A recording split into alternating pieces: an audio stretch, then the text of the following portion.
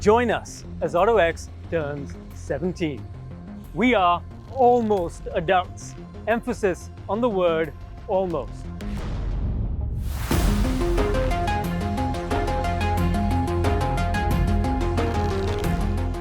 But what we've learned through our adolescence is how to test cars and bikes to near destruction to tell you which ones are the absolute best of the year.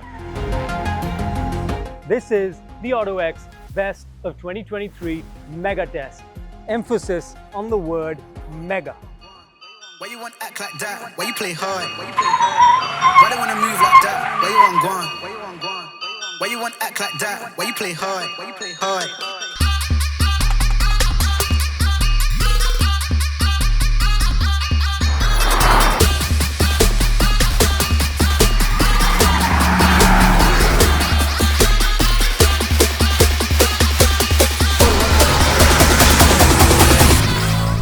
All right, so it's been a hectic couple of days. We have had a lot of fun, a lot of vehicles to test. So we thought that we'll come back, recollect our thoughts, maybe calm down a bit, and then talk about how our experience was. And of course, starting off this conversation is our editor-in-chief, Dhruv Behl. Dhruv, how were your last couple of days? I'm just getting my heart rate to settle down a little bit. It was good fun. It's always good fun. We say that, why do we do this big mega test every year? And mainly we do it because it's fun, but we also do it because there's a little bit of method behind the madness. So that's what we're going to get into. Right. So if you guys have seen our earlier videos, I actually said this is my first year here. What a surprise. Seeing the lineup just shows the extent that we are willing to push to find out what is the best of 2023. But here's the thing, our tag is best of 2023, right? So for you, what makes the best of 2023? I mean, the great thing about doing this every year, year after year after year, is that when you collect everything collectively in one place, then it gives you two things. One, it tells you what are the standout vehicles of the year. And the other thing, it tells you what the trends are over the years. So it's really nice to compare something one after the other and compare something at different ends of the spectrum. So you've got the ultra fast, ultra luxury, ultra economical, and very usable. So, I mean, it's really nice to be able to do all of that in one place at one time. It gives you a really great perspective for the whole sort of everything that's available. So year after year of testing, and this is the 17th year. So the mega test is almost adult now. So how much did we push this year? So this year, frankly, we pushed it quite a bit because normally our home for this test so far has been the BIC. And the BIC is amazing, right? It's a phenomenal facility. It doesn't get any better. But it also has a lot of margin for error. So you can do like stupid stuff and not have to worry.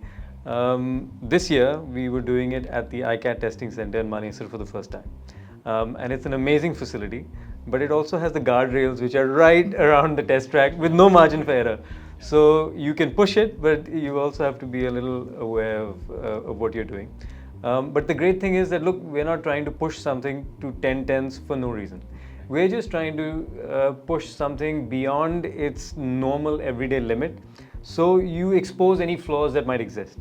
And you want to push every vehicle uniformly to the same sort of limit, just so you get a sense of what each one can do at its very extreme. When you just get it a little bit outside the comfort zone, then you really get a sense of what's underneath. So speaking of the iCat facility, a lot of cars to test.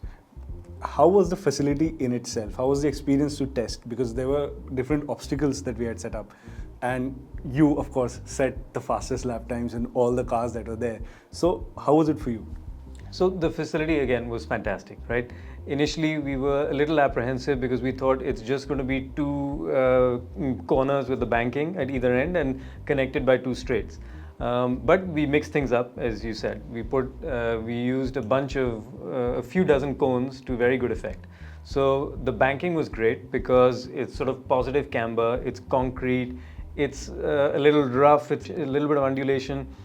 Because of the nature of the banking, you can carry a lot of speed through the corners.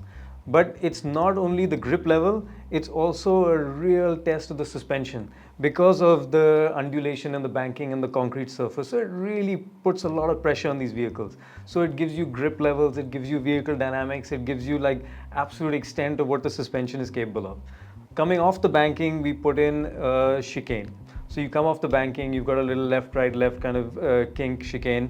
Then we added a slalom as you go further down the straight. So again, it gives you another nice sort of variable and changing grip levels and variability of the way a car handles, etc. Then you've got the banking at the other end, and we put an emergency braking zone, accident avoidance kind of section at the other end. So again, like really test the braking, really test not only the dynamics of the vehicle but also the electronics.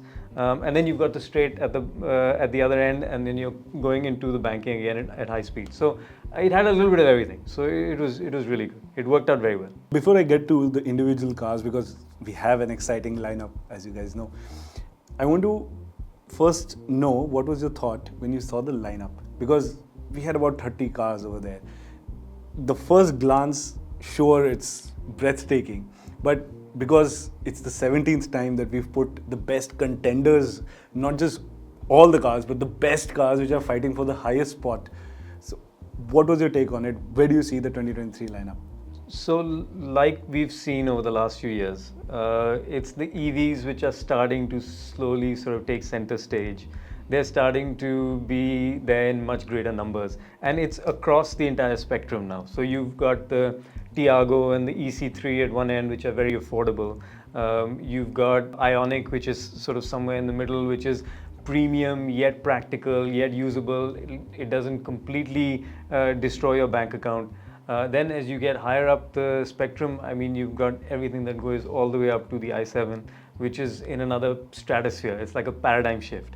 So and so many in between, right? You've got the Volvos, you've got the Mercs, you've got I mean, if you want to go green and you have a budget, you can go at any end of the spectrum, and you've got really great usable cars that you can choose from.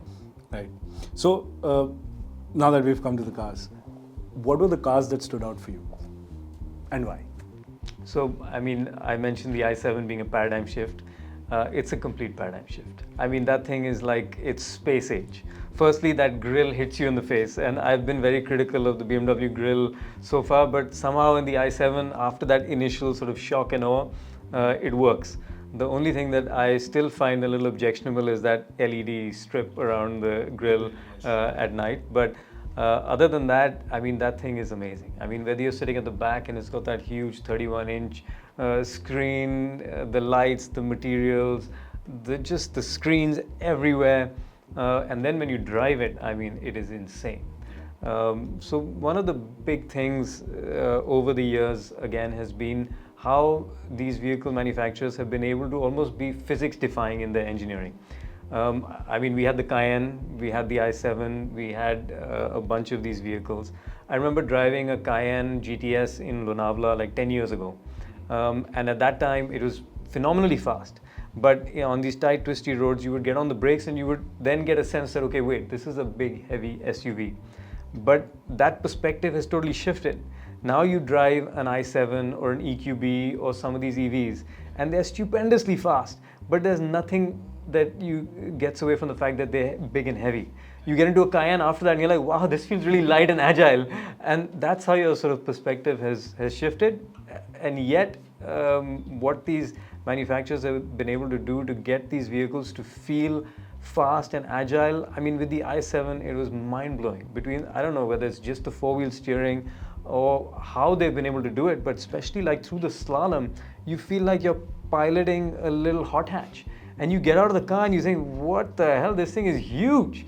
And then, of course, at the other end of the spectrum, you've got an Urus, which even in the past, we've had a performance car of the year being an SUV. The Aston Martin DBX was the performance car of the year a few years prior. So performance car and performance bike is simple. Whichever car or bike is the fastest around the track at any given year gets the performance car or bike tag. This time it was the Urus by a long shot. So technically it's performance SUV, but that's how the paradigm has shifted. As the market has gone to SUVs, as the market has gone to EVs, big heavy cars don't feel so big and heavy anymore. So that's the big trend. But I mean, the other trend is that you don't have any vehicles now that you can point to or point at and say that this is not a well-engineered good machine. I mean, across the board now, which makes our job so much harder because you have to choose between these vehicles which are all great. I remember because we through the top boss, right? So we have to sit together and sort of we can't get away with bias per se, because that's how foolproof our scoring system is, because it averages things out. But when it came to the i7, it was difficult to mark it down. Yeah. Right. Yeah. Where do you mark it down other than on price? Because it's stratospheric even in its price.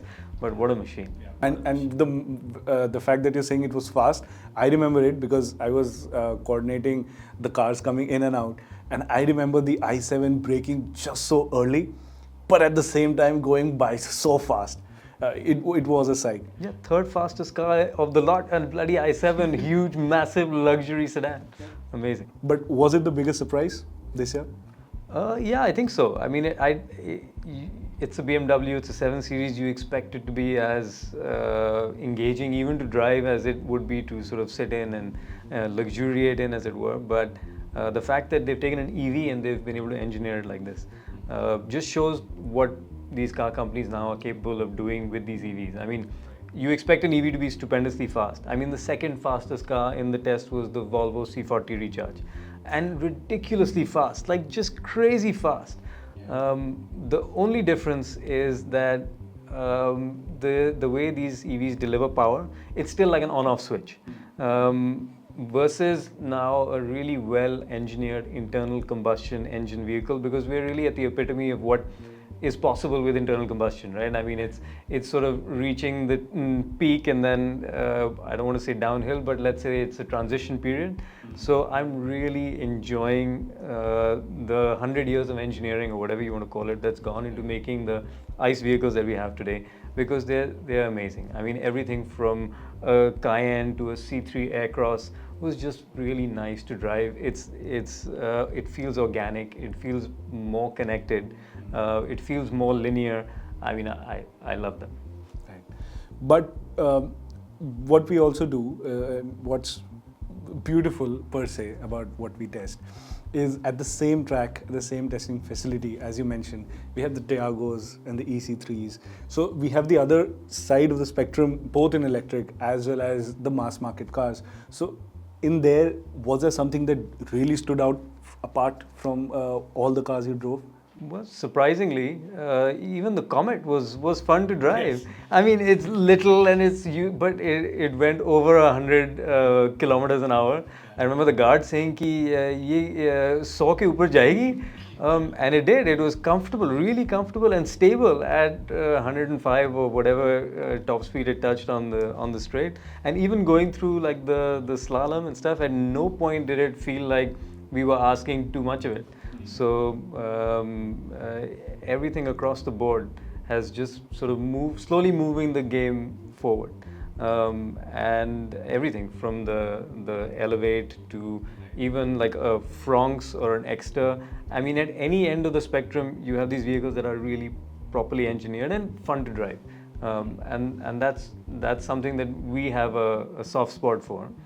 And as part of our marking, we also have X factor, which is that little extra something that a vehicle brings to the table. It's one of the few subjective factors that we have in our scoring, and there's a lot of X factor across the board to be found. And like you said, all our scores get averaged. So we publish all the scores across the parameters, across the vehicles. Everybody votes. And then scores get published. So we try and be as sort of scientific and objective about this as possible. Yeah, and like that was a surprising bit for me, honestly. I mean, I know this is about the track experience, but for me personally, a mega test or an award test which publishes scores transparently, I mean, that I've not seen that happen at a lot of places, if any, if I may say so. But we've spoken a lot. Now I sort of want to put you on the spot and ask some rapid fire questions. So, if you were to steal a car, which one would that be? I would steal an i7 because I would never be able to pay for it in any universe. But it doesn't have to be an i7, right? Like we were talking about X Factor. Something like a Jimny. I mean, it's something that I've really been looking forward to. I've owned and rallied a Gypsy, so I was really looking forward to it. The problem with having high expectations is that many a times it's not met. With the Jimny, I think that it certainly was met, and so you can have a lot of fun and have a vehicle with a great X factor, even at a lower price point. So it's got an amazing character. The other thing that I want to highlight during our test is we also did a bit of a tire test, because we had one Jimny on stock tires and one Jimny on slightly wider rubber. And the difference between the two in terms of how they handled at the limit was like amazing. There was a stark difference in the way the front end responded and how it handled and grip levels and stuff. So I would buy a Jimny, but I would change the tires on day one. Yep, a lot of potential there for sure. Your most surprising car test? The Volvo C40. It was just ridiculously fast. I mean, just insane. It was faster than a Cayenne. And again, it just points to what these manufacturers can do with these electric vehicles now. Yeah, and I mean the Elevate as well, because it's a Honda and it's got that sort of very smooth all the way at the rev limit. So I mean there were a lot of cars. Actually, one more, the Innova and the Invicto, both of them just supremely comfortable, like usable, now hybrid, so more economical, really comfortable. So I mean there was something for everyone. Car that maybe left you wanting a bit more, where you see the potential and it just has to unlock it? I mean, we're talking about EVs, so like the Tiago is a great starting point for EVs and at a price point which is affordable and it's usable and stuff.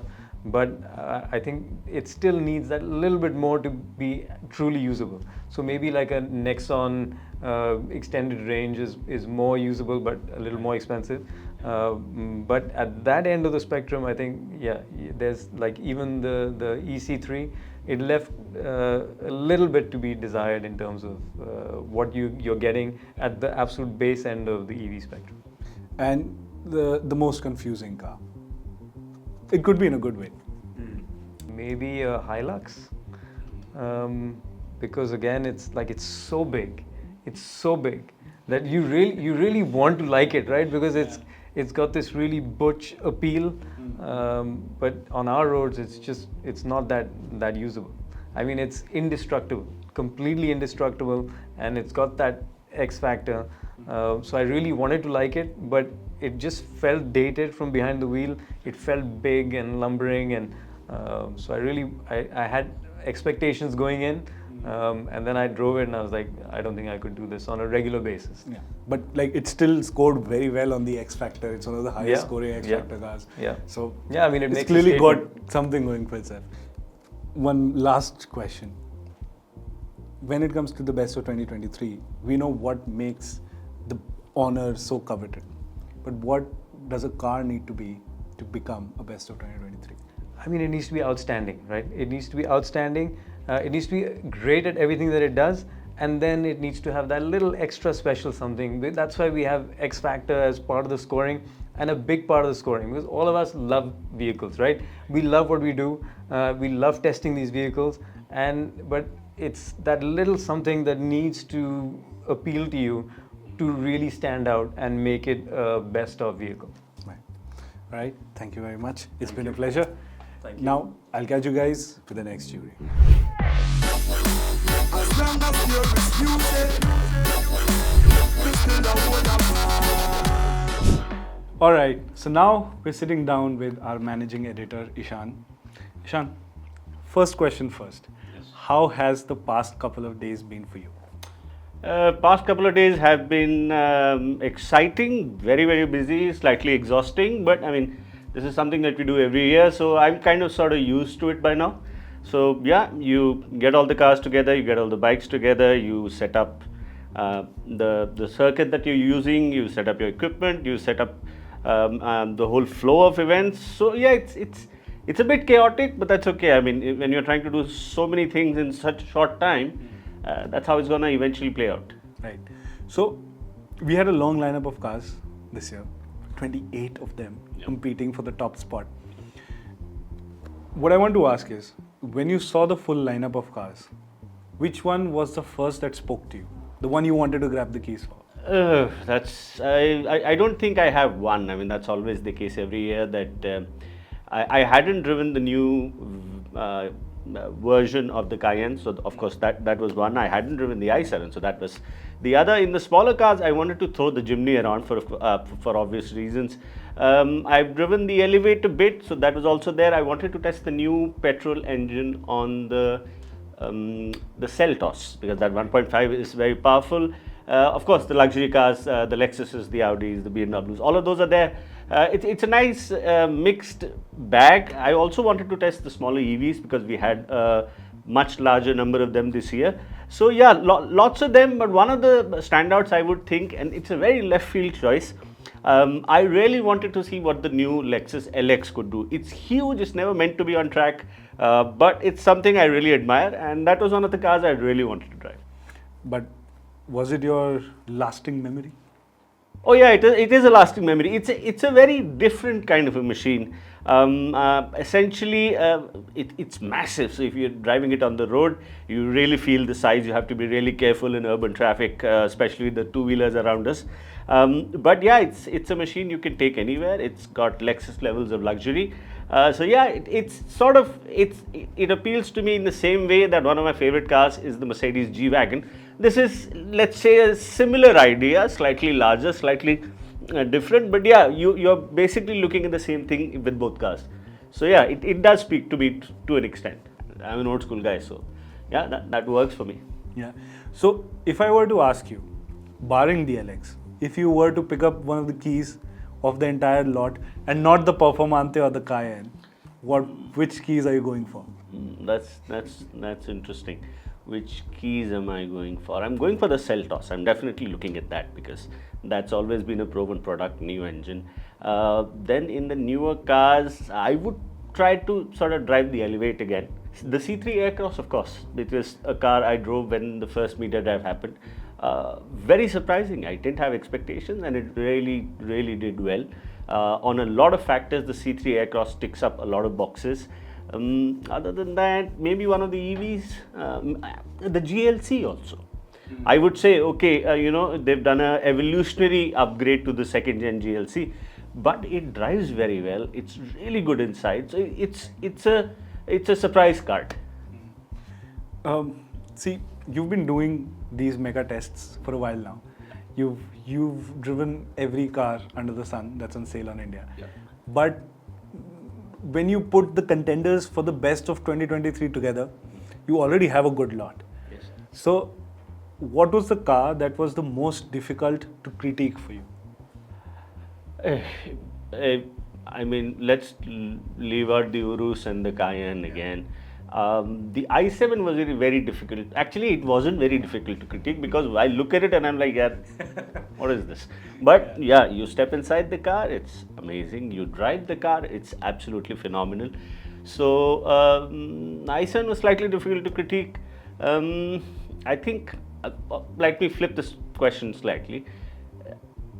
Before it was launched, I would have thought that the Jimny would be the next big thing, but you get inside the car, you start driving it, it's actually very easy to critique. There are quite a few points that you can pick off, but it also has its advantages. Other than that, what was difficult to critique? I mean, the Q3 was very difficult to critique. It does very well on most fronts, so very hard to critique that. Actually, even harder to critique than the X1 because X1 has a couple of flaws, especially for a BMW. The C40 was very difficult to critique. So both of those cars were really, really up there. I mean, you really had to be looking for faults to pick out something or nitpicking to sort of, critique them.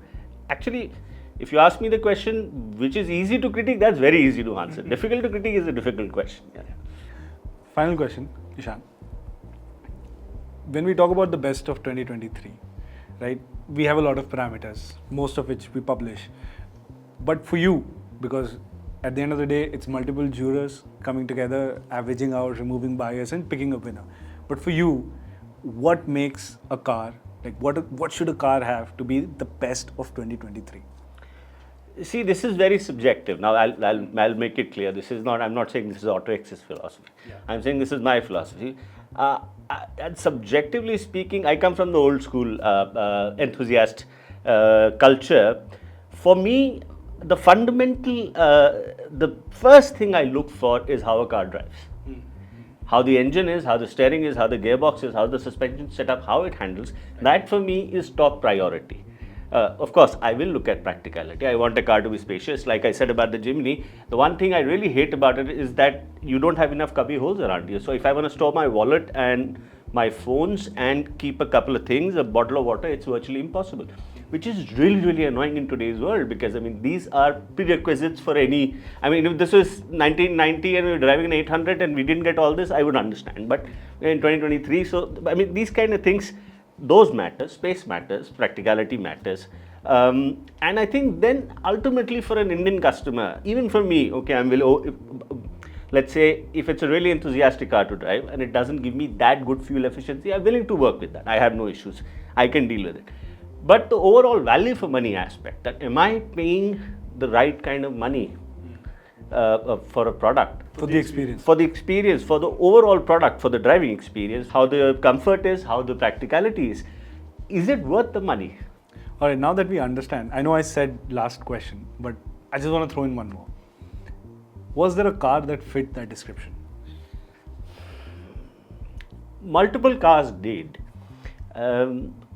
We can look at the question in two ways. Let's say budget, no problem. That's one way of looking at it. And I think the C40 comes very close. Yes, it has a couple of flaws. The rear seat is too small and all that, but it's got a fantastic powertrain. It runs brilliantly, quite nicely equipped, and it's a decent price. The Q3 also does it actually. Okay, I would like a little more power. That's just me. I mean, there's enough power. It's fast enough, and it does the job. It has the practicality. It's quite desirable. I mean, of course, the Cayenne, we can talk about the Urus, all that is an obvious, answer. The LX, yeah, if I'm only doing long distances, yeah, I would rather take that. You can literally take it anywhere. In the affordable segment, now that's a very good question. I don't know if there's a car that ticks all the boxes today. Wow. It's actually, that's been the case for a few years now. In the affordable segment, to get a car that's genuinely nice to drive, quick, and value for money, and also has the practicality, I think with running costs being what they are, manufacturers now focus on efficiency. They focus more on creating products that appeal to a wider audience. Because let's be honest, me as a driver, I'm looking at it from a very, very narrow prism of what I want. Yeah. So this here, affordable segment, no. I had huge hopes for the Jimny, but no, it still needs at least 30 more horsepower to qualify in my book as an absolute must buy. And there are a couple of other factors. Lots of promising cars, lots of great cars for if you are just a regular commuter and want a practical car, something like a Elevate or something like an High Cross. But are they as engaging to drive? No, they still lack that final 5-10%. So we can say there is one, this is the Jimny, but it needs some work. It needs work. Now all of them, see, if we look at it that way, then a lot of the cars can be there, but they all need that final 10% of magic to make them that desirable. All right. Thank you, Ishan. It's been a pleasure. Great insights. Thank you very much. Keep the funk in their music.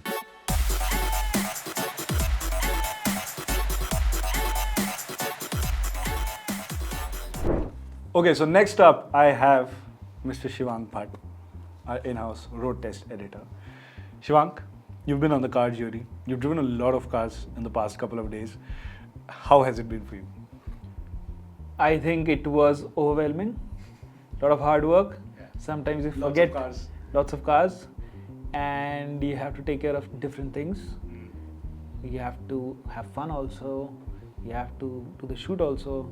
You have to evaluate each and everything. You have to also see that you're not getting carried away by certain cars.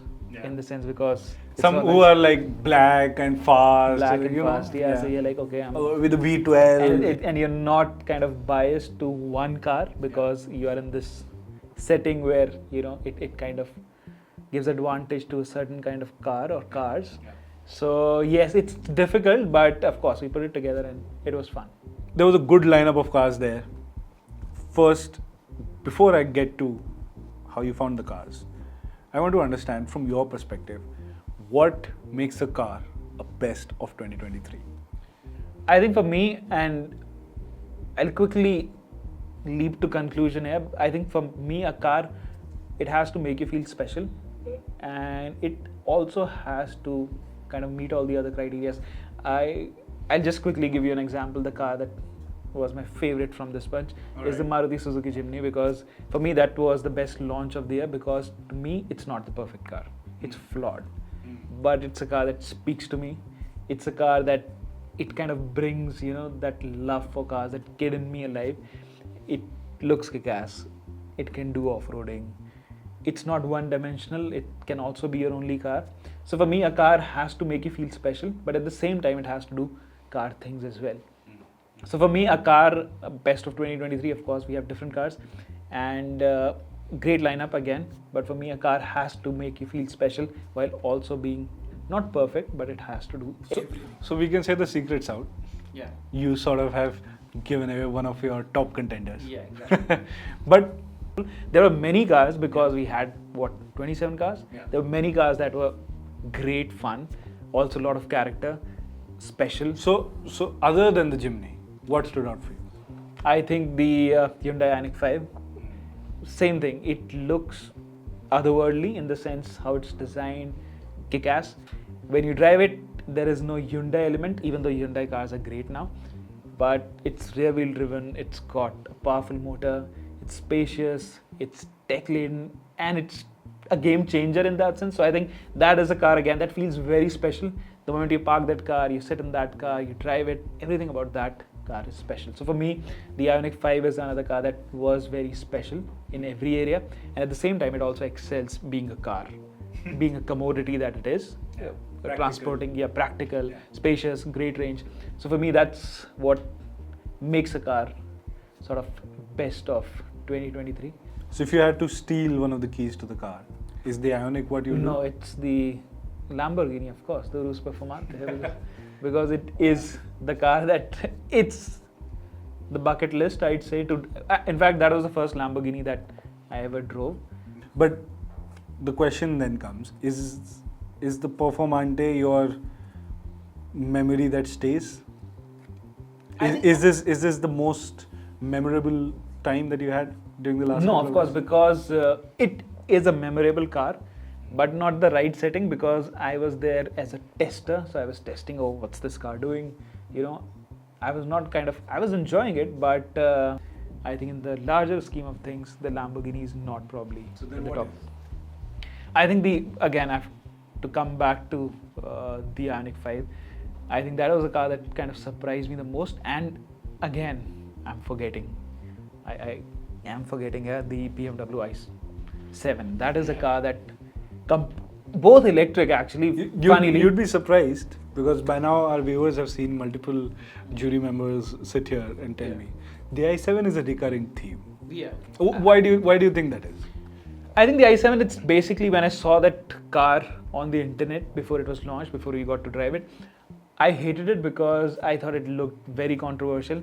All BMW designs are like that, but the i7, I thought it was, to put it mildly, it looked ugly, right? But I didn't like it at all. But then I got to drive it, and the moment you sit inside that car, the whole perception just changes. It kind of takes the game forward. It is a paradigm shift in terms of what you get inside that car, and then the luxury inside, those screens, everything. It feels like a theater, and it completely changes the game. And the best part is then you get to drive it, right? That's where it feels so BMW. It doesn't feel synthetic. It doesn't feel like BMW has lost its charm. It has that signature BMW element still there. But what was the most unexpected, good way or bad way? I think the Ioniq 5 and even the i7, I was not expecting it. I didn't expect it to be that great. But yeah, I'd say that these two cars, of course, we had 27 cars and I don't remember the names of all the cars. I just remember the Jimny, the Ioniq, because see, and I think the Volvo C40 Recharge also, I really loved that car because I think it looks special on the outside and you drive it, it's just a mad car in the sense it's so quick, so fast, especially at that price tag. And I'm surprised. Fastest cars. And yeah, I'm surprised. You know what surprises me more is that I've mentioned 3 cars and all 3 are electric. And I can't even remember, apart from probably the Performante or the Jimny, any other ICE car that felt as special. If you had to define what best of 2023 is as a whole, not what makes a car a best of 2023, because that's what we've covered, but what is best of 2023 awards for you? How would you define that? So I think for me, the 2023 awards or best of 2023, I think we are rapidly moving towards the electric age, and it's all going to be about EVs. Probably I see in the next 5 years, we might not even have an ICE car there. I think so. I think so. I mean, in the sense, right now also, I can't think of anything else, because whenever I think that best of 2023 is all about new cars, the all new cars that I can think of they're all electric. Right, I told you, like the cars that I can recall, they're all electric. Of course, there are a lot many cars. The Innova was there, the Jimny was there. Of course, there were Mercs, the GLC, all these fantastic cars, great cars. But you sort of think that they are outdated, not because as products, but because of what powers them. So I think for me, best of 2023 is a big shift towards the future. All right, thank you very much. But here's the thing. I think what has happened all this while is that you've grilled all of us. I think Dhruv was there, Ishan was there, and then I'm here, and you've been asking us questions. And since you're part of the jury as well, I think it's only fair that we get some sort of revenge and we get to sit on that side. All right. And I can probably throw some difficult questions at you as well, and you can give us our take. What do you think? All right, I would be more than obliged. So let's swap seats. Let me Yes. see how. Let's put you on the hot seat. Let me show everyone how I look from the other side. Yeah. Let's swap seats. Okay, so All here we right. are. Ooh, that's how it feels like. Exactly. So Okay. I'm going to ask you a couple of questions, right? Sure. Maybe difficult, maybe easy, because right now I think you're now the expert, because you've sort of advantage here, because you've already asked us difficult questions. Yes. You have big fun, exactly, and plus you know what all of us have spoken. But it would be interesting to know what you think about all of these cars.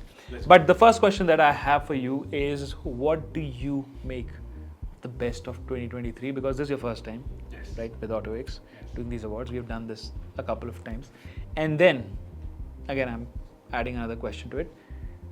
What for you defines best of 2023? As in a vehicle, in a car especially, what do you see something that makes it the best of 2023, or the winner in general?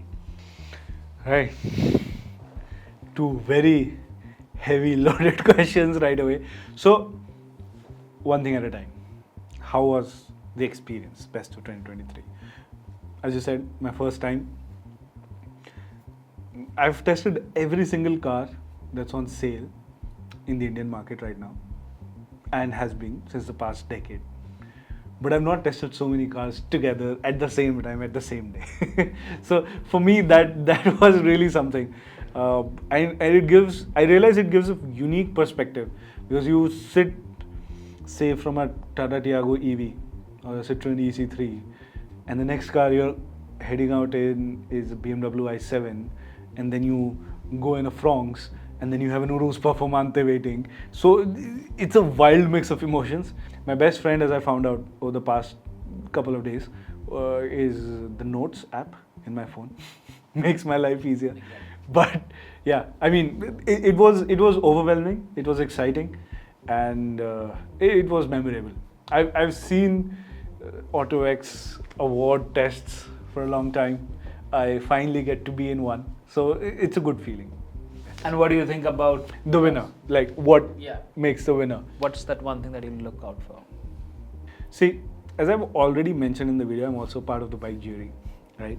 So for me, cars hold a different place, right? It might sound controversial, but for me, if a car has to speak to me, to my soul, it really has to be something, because I have had bikes, really fast bikes, which are attainable for a lot more people because of the price to performance factor.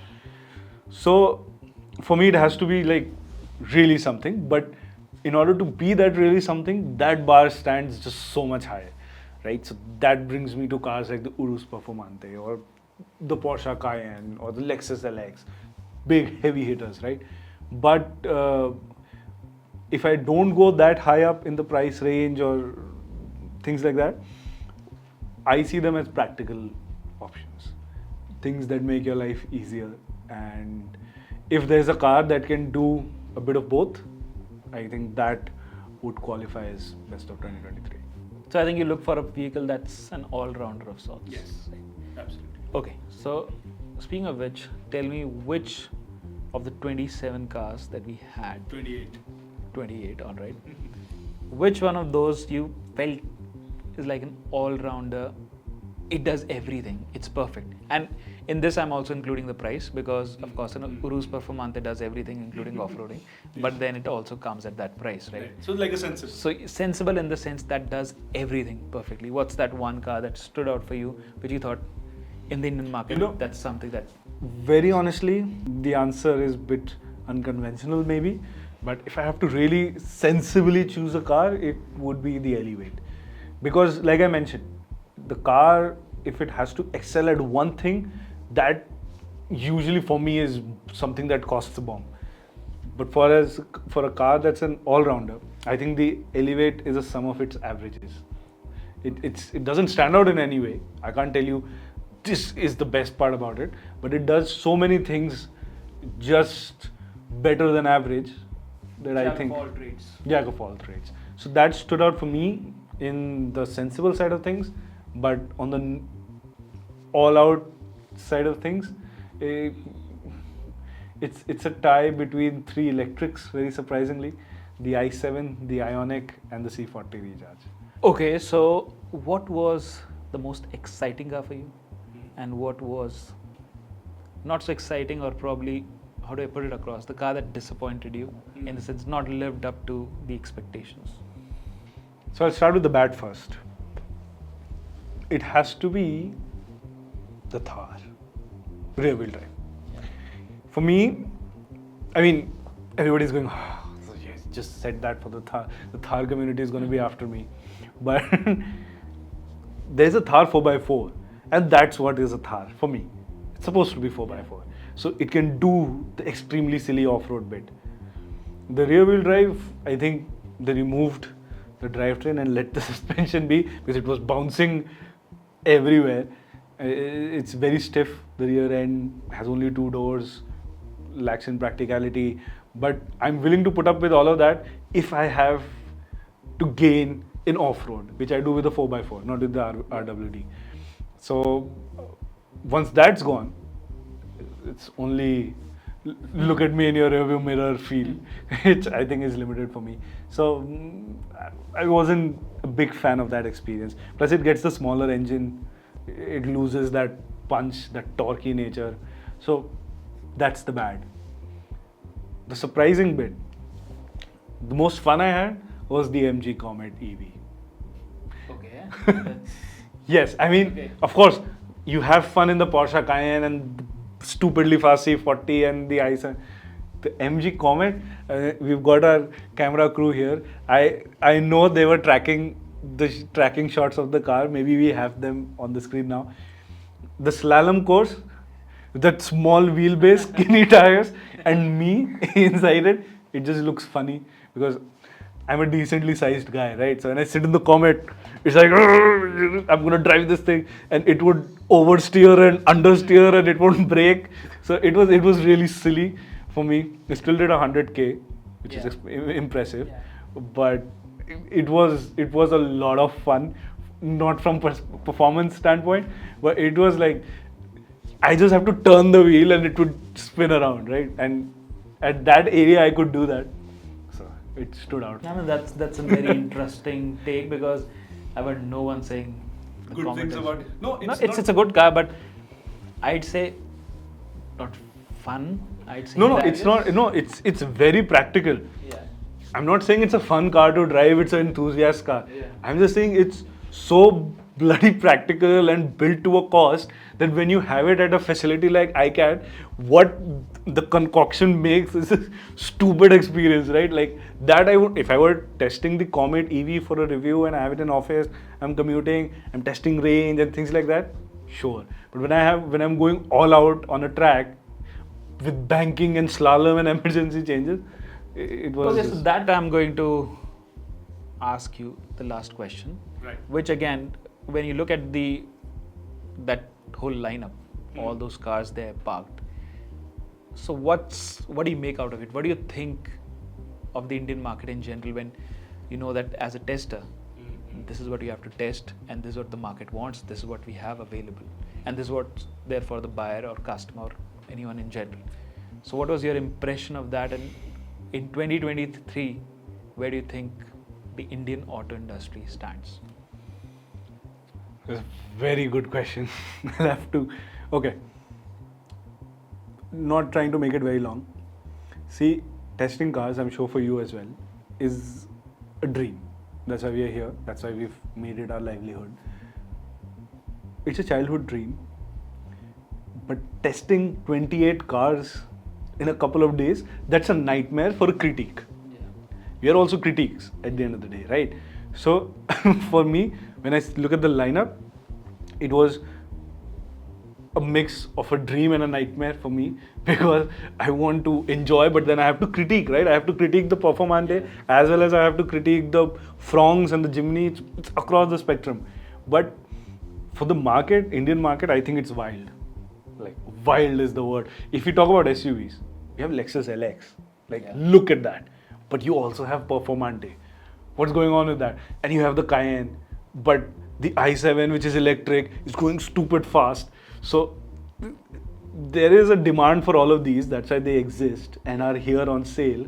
And when you look at just the demands, starting from bottom to top, they're mad. Like, it's the same situation. Like, if I'm a person who's planning to buy a car, I'm not an auto critique, you are, I ask you, bro, I have 16-17 lakh rupees, what should I buy? You'll be like, what do you want? Do you want a Nexon EV Max, an electric SUV? You want a fancy jazzed up hatchback? You want a budget sedan? It's wild. So I think the Indian market is silly, but it's good for everyone. Everybody wins, because there's always something. Yeah, it's time to Wrap this up. wrap this up. So thank you very much. Thank you very much Yes. for asking me the questions. Next video out will have our winners, right? Yes, so stay tuned to the autoX YouTube channel.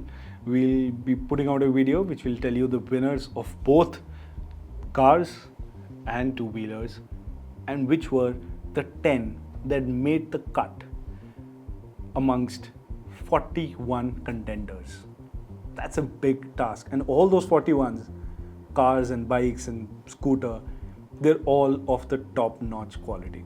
So it's going to be tough for us. Yeah. But you'll soon see which ones came out on top. This video should have helped you get an idea of which one's going to come out on top. But the good thing about our awards is, as you would have heard Dhruv say right at the beginning, the scores are averaged out. So there's no bias. So it truly is the best. And you will be able to catch all our scores by catching hold of our latest issue of the autoX magazine. That's just how we are. We publish the scores. So thank you very much for watching this video, making this far. Make sure you like it, share it with your friends in case they want to know about one of the cars we spoke about. And make sure you let us know which one would be your pick for the best of 2023. Goodbye. Bye.